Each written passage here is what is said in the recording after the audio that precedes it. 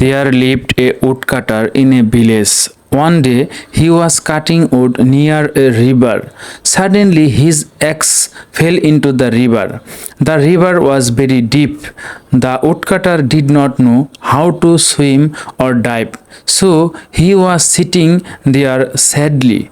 Then a woodcutter thing happened. A beautiful fairy appeared before the woodcutter. The fairy asked the woodcutter what had happened to him. The woodcutter informed the fairy about the incident.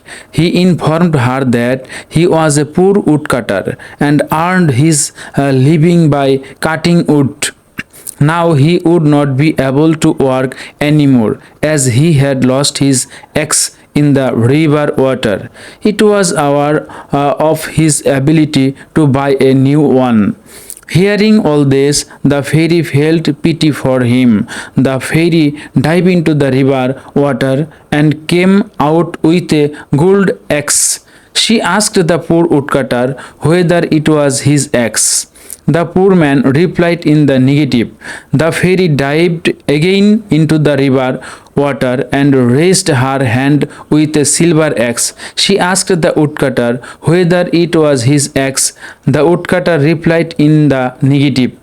The fairy instantly dived into the water and raised up with the axe which the woodcutter had lost. She asked him if it was his axe. The woodcutter was very glad and shouted that it was his axe. The fairy was surprised to see the honesty of the poor woodcutter. She rewarded him with all the three axes of gold, silver, and iron.